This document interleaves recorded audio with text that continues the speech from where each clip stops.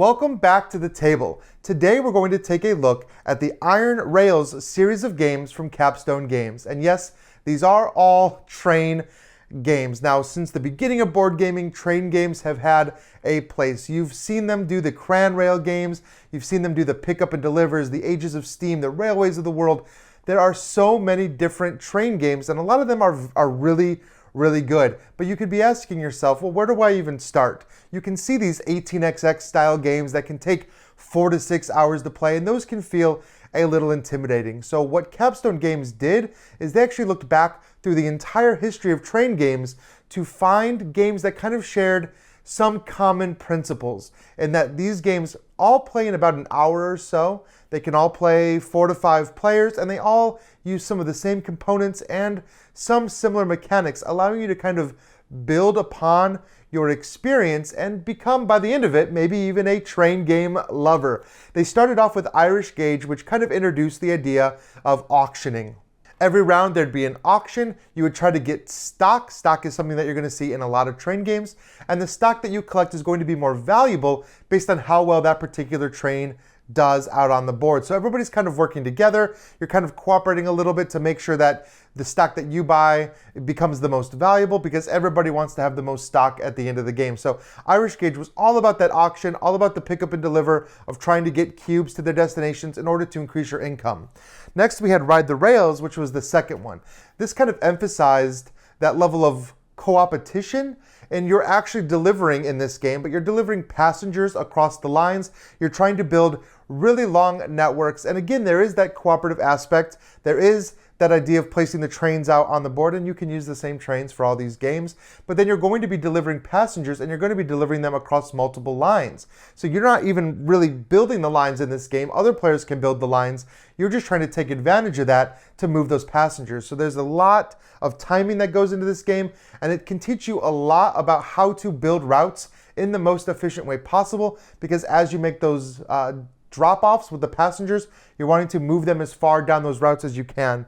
And then we had Iberian Gauge, which was for a while considered probably the most cutthroat and the most competitive, because it actually introduced a rise and fall stock market where the value of your trains can drop. And so that game required you to kind of work with the players at the table, but you can also buy out stock to tank the stock and cause train lines to fail, which is a big proponent of most modern train games. So these 3 games were all adapted from older games.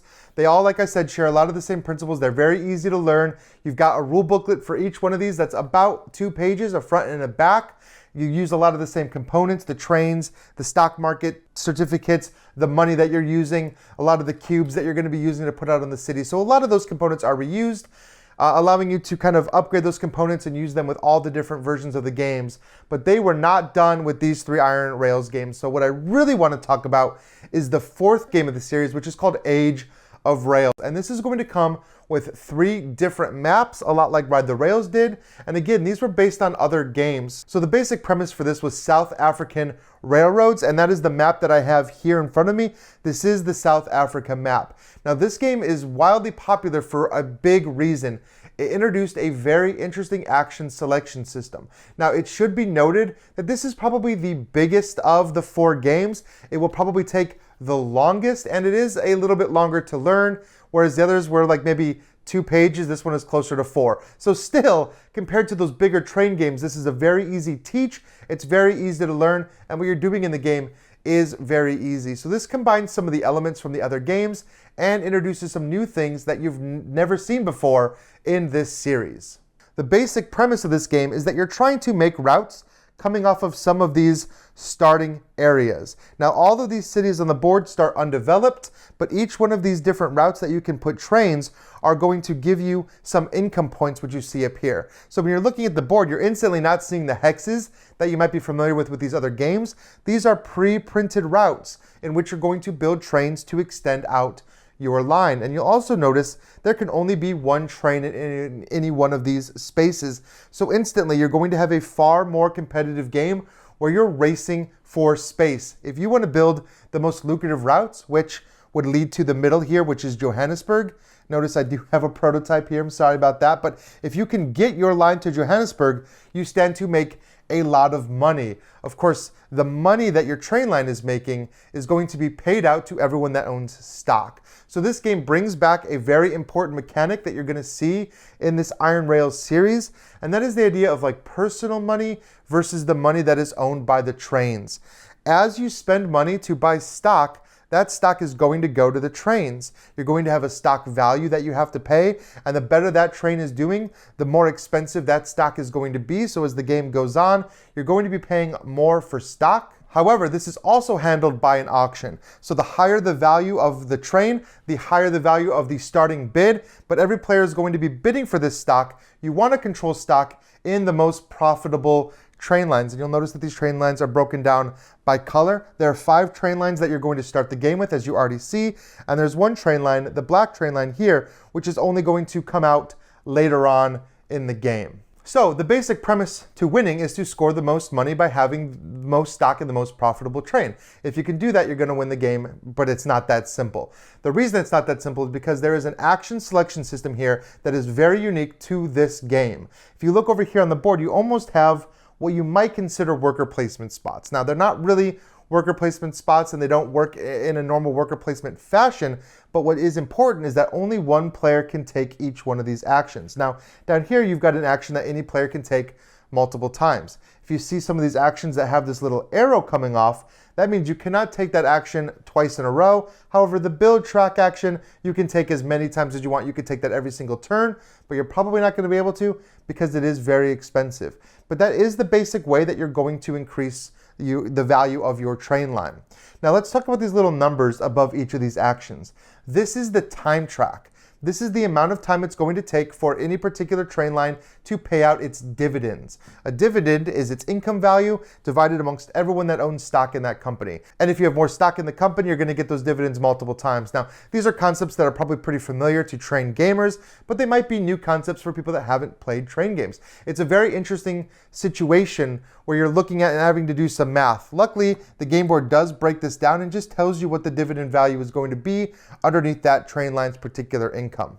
This number here is going to decrease this disk on the time track. Whenever this time track gets to the bottom, that's when you're going to pay dividends, and this track is going to increase. That is also going to be the end of the round, and then you're going to move on to a new round. But every time you take one of these actions, it's going to move down a number of spaces. Now, any player can actually trigger the dividends action here, which is going to cause the disk to go all the way back up no matter where it is, and then every train line is going to pay out dividends.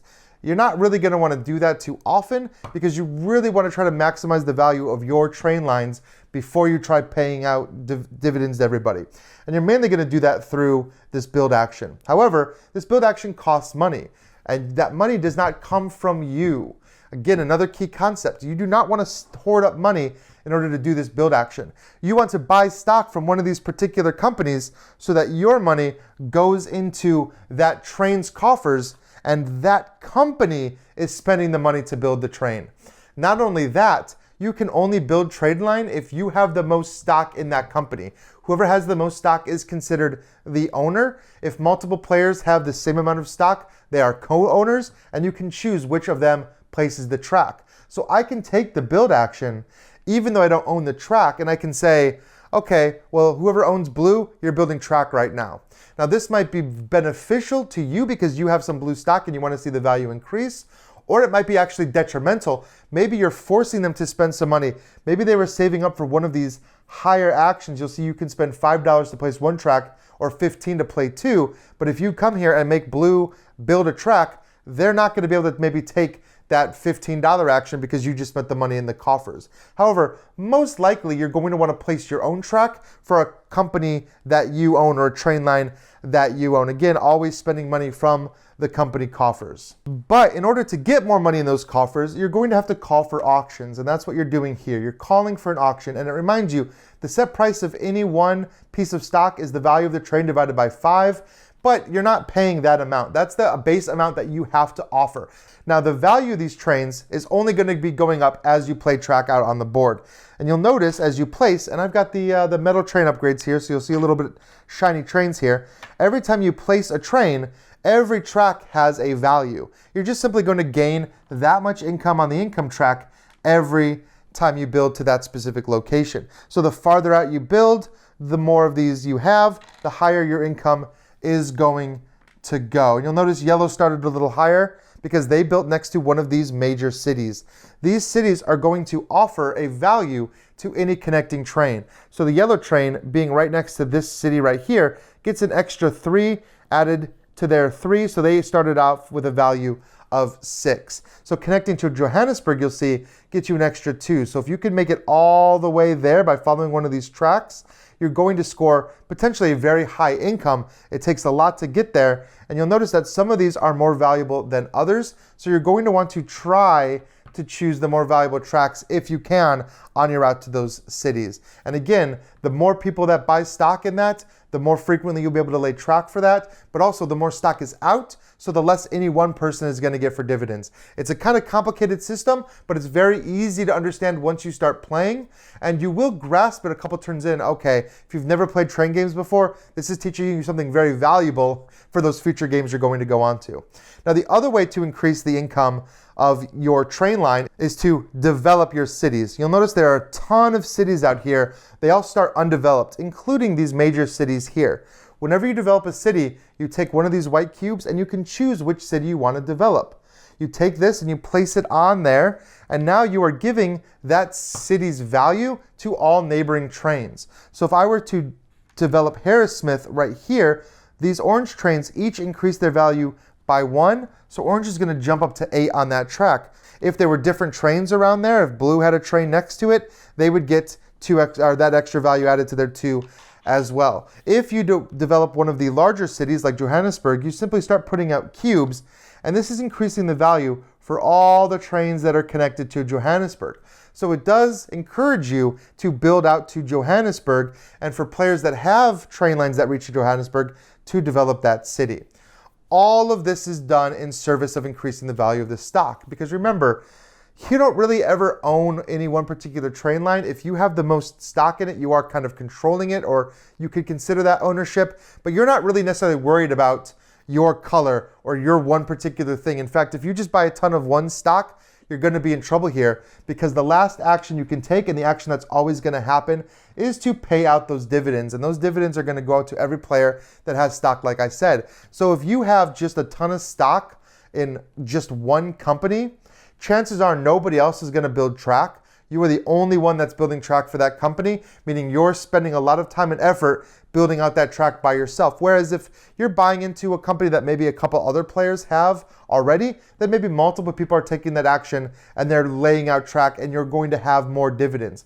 The best way to think about it is, do you want to diversify, or do you want to do a singular focus? And there is some strength to that singular focus, but most players are going to try to diversify for when that dividend pays out. And that's kind of what you're doing in this game. You're just taking turns going around, taking these different actions, and then when it comes back around to you, you have to move to a different action. Players are going to be blocking actions. Players are going to be coordinating with other players, like, hey, if I do an auction for this, will you buy some of that blue or red stock so that I can next turn come and potentially build some trains, because that company would have some money?